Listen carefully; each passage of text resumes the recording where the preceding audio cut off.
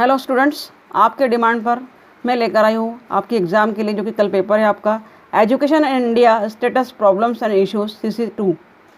खासकर कुछ स्टूडेंट्स कवलदीप कौर, अजय दहीभाते और बहुत से अभिषेक जैन और बहुत से बच्चों की डिमांड थी कि मैडम पेपर डालिए। थोड़ा सा स्वास्थ्य ठीक ना होने के कारण क्वेश्चंस देने में लेट हो गई हूँ, माफ़ी चाहती हूँ। तो लीजिए, आपके सामने प्रस्तुत है CC2 के क्वेश्चंस। नंबर 1 क्वेश्चन है, शिक्षा की अवधारणा समझाते हुए शिक्षा के मुख्य उद्देश्यों को लिखिए। उद्देश्य और शिक्षा की अवधारणा पूछी जाती है। कॉन्सेप्ट में आपको शिक्षा का अर्थ, शिक्षा की परिभाषा को ज़रूर लिखना है। उसके अलावा इसी प्रश्न को इस तरह भी पूछा जा सकता है कि मानव जीवन के प्रत्येक क्षेत्र में शिक्षा की महत्वपूर्ण भूमिका है। इस कथन को प्रमाणित करने के लिए शिक्षा के कार्यों का वर्णन कीजिए या उल्लेख कीजिए। इसी क्रम में देख रहे हैं इंपॉर्टेंट क्वेश्चन दूसरा, सामाजिक परिवर्तन से आपका क्या तात्पर्य है। सामाजिक परिवर्तन की, सोशल चेंज की बात कर रहे हैं। सामाजिक परिवर्तन की विशेषताएं लिखिए और उसके प्रभावकारी तत्वों का वर्णन करना है। क्वेश्चन थर्ड आपके सामने है, उसके प्रभावकारी तत्वों का वर्णन तो आप कर ही चुके हैं सामाजिक परिवर्तन में। चौथा क्वेश्चन देख रहे हैं, सामाजिक परिवर्तन में शिक्षा की भूमिका को समझाते हुए सामाजिक परिवर्तन के लिए शिक्षा के कार्यों का उल्लेख कीजिए। अर्थात सोशल चेंज पर प्रश्न जरूर पूछा जाएगा, किसी तरह घुमाकर पूछा जाएगा। आप एक शिक्षक है, उस नाते सामाजिक परिवर्तन को शिक्षा से कैसे जोड़ेंगे वो सोचकर अपने विवेक और बुद्धि से आंसर आपको देना है। अगला क्वेश्चन हम देखते हैं 5 नंबर का। ये स्टूडेंट्स 5 नंबर का क्वेश्चन आपके सामने है स्क्रीन पर। शिक्षा के औपचारिक, अनौपचारिक और सहज सावेगिक अभिकरणों के बारे में जानकारी दीजिए। क्वेश्चन नंबर 6, शिक्षा की आवश्यकता एवं उपयोगिता पर प्रकाश डालते हुए शिक्षा की प्रकृति को समझाइए। क्वेश्चन नंबर 7, सामाजिक परिवर्तन के लिए विद्यालयों एवं शिक्षकों द्वारा अपनी अपनी भूमिकाओं का निर्वहन किस प्रकार किया जाना चाहिए, चर्चा कीजिए। इन क्वेश्चंस को इलोबरेट नहीं कर रही हूँ, व्याख्या नहीं कर रही हूँ, क्योंकि आप सब पढ़ चुके हैं, अध्ययन कर चुके हैं। आपको केवल एक ओवरव्यू लेना है और लास्ट में पढ़कर जाना है, इन क्वेश्चंस पर ध्यान देना है। तो देखते हैं अगला क्वेश्चन इसी क्रम में 8 नंबर का प्रश्न, राष्ट्रीय एकता के लिए सांस्कृतिक विरासत के योगदान को आप किस प्रकार समझाएंगे। कल्चरल हेरिटेज की बात कर रहे हैं, सांस्कृतिक विरासत के संरक्षण को स्पष्ट कीजिए। कैसे हम सेफ रख सकते हैं हमारी कल्चरल हेरिटेज को, उसकी बात की जा रही है। क्वेश्चन नंबर 10 आपके सामने है, सामाजिक परिवर्तन की परिभाषा बताते हुए सामाजिक परिवर्तन के प्रभावकारी कारकों का वर्णन कीजिए। वही क्वेश्चन है जो इसके पहले हम बात कर चुके हैं, रिपीट हो रहा है। स्टूडेंट्स देख सकते हैं कि सामाजिक परिवर्तन की परिभाषा बताना है कि सोशल चेंज क्या है और उसके उसमें चेंज आने के बाद उसके तत्व क्या होंगे, अफेक्ट अगर किया है उसने समाज पर तो क्या क्या उसके फैक्टर्स होंगे। उसके अलावा मोस्ट इंपॉर्टेंट क्वेश्चन है, राष्ट्रीय पाठ्यक्रम संरचना 2005 के महत्व, आवश्यकता और स्वरूप का वर्णन कीजिए। इसे ज़रूर याद कर जाइएगा, 2005 राष्ट्रीय पाठ्यक्रम संरचना पूछी जाती है। तो स्टूडेंट्स इसी क्रम में हम इंपॉर्टेंट क्वेश्चन देखने जा रहे हैं अगला 12 नंबर का। तो आइए देखते हैं 12 नंबर का क्वेश्चन हम देख रहे हैं, बहुत IMP है, मोस्ट IMP, याद कर जाइएगा, एग्जाम में आ सकता है। सेवारत अध्यापक प्रशिक्षण, इन सर्विस ट्रेनिंग की बात की जा रही है। सेवारत अध्यापक प्रशिक्षण के बारे में आप क्या जानते हैं, विस्तृत वर्णन कीजिए।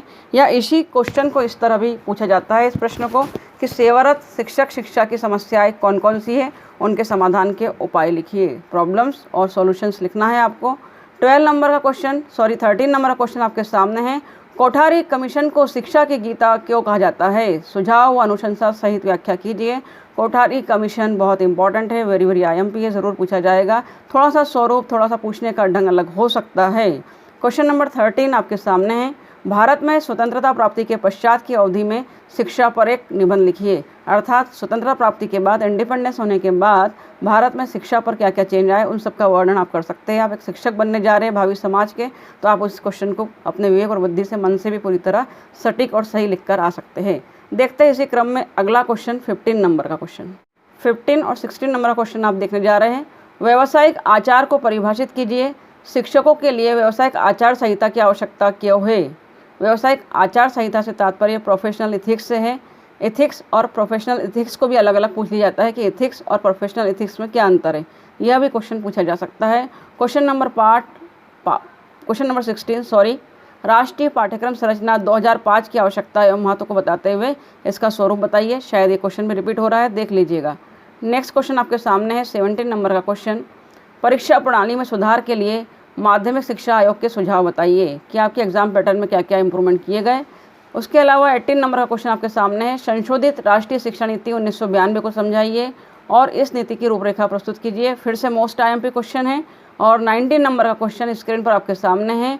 माध्यमिक शिक्षा की विभिन्न धाराओं के रूप में निम्नलिखित शैक्षिक संगठनों की संरचना एवं कार्यों को बताना है।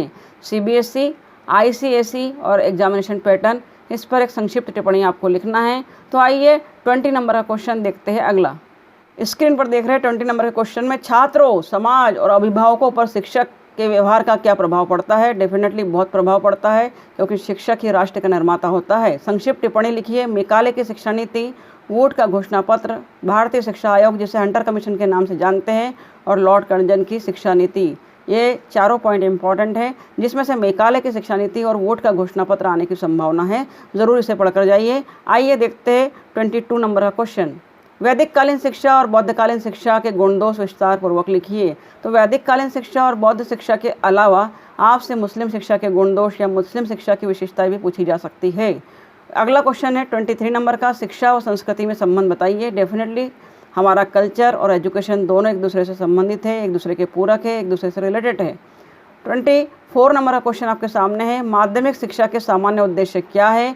5 नंबर में क्वेश्चन आ सकते हैं। और अगला क्वेश्चन आपके सामने है, शिक्षा के संवैधानिक प्रावधानों की व्याख्या कीजिए। 25 नंबर का क्वेश्चन आपने देखा है।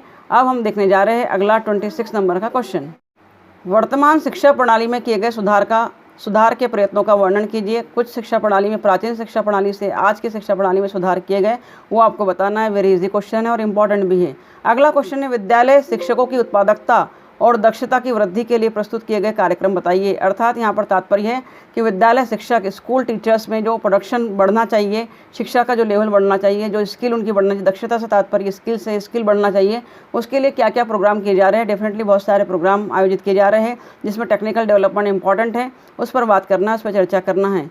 अगला क्वेश्चन है, समाज में विद्यालय का स्थान बताते हुए उसके महत्व पर प्रकाश डालिए। समाज में विद्यालय का स्थान, अगर विद्यालय नहीं हो तो समस्त संसार एक कारागृह बन सकता है या अंधकारमय बन सकता है। तो समाज में विद्यालय का स्थान बहुत महत्वपूर्ण है।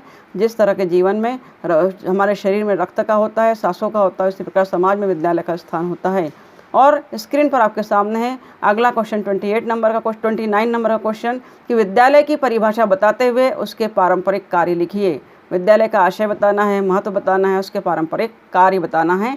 देखते हैं स्टूडेंट्स, जल्दी ही आने वाले वीडियो में प्रैक्टिकल एग्जाम कैसे कंडक्ट होगा, वाइवा कैसे पूछा जाएगा, एक्सटर्नल द्वारा क्या क्या क्वेश्चन पूछे जाएंगे और आपको किस तरह प्रैक्टिकल एग्जाम के लिए प्रिपेयर रहना है, सारी तैयारी नेक्स्ट वीडियो में आपको करवाऊंगी और जल्दी ही लेकर आ रही हूँ महत्वपूर्ण जानकारी प्रैक्टिकल से संबंधित। तो बने रहिएगा मेरे चैनल पर। और हाँ, आपसे निवेदन है स्टूडेंट्स कि अगर मेरे वीडियोस से आपको फ़ायदा मिल रहा है, लाभकारी है, तो इसे ज़रूर अपने दोस्तों में फैलाइए, लाइक कीजिए, कमेंट कीजिए, सब्सक्राइब कीजिए। मैं देख रही हूँ कि बहुत सारे बच्चे इसे देख रहे हैं, परंतु कमेंट्स बहुत कम लोगों के आते हैं। मेरे वीडियो को लाइक करना है, कमेंट करना है, यही मेरा आपकी ओर से मेरे लिए मोटिवेशन है। तो देखते हैं अगले वीडियो में प्रैक्टिकल से संबंधित जानकारी। Thank you very much for watching my videos. Thank you very much.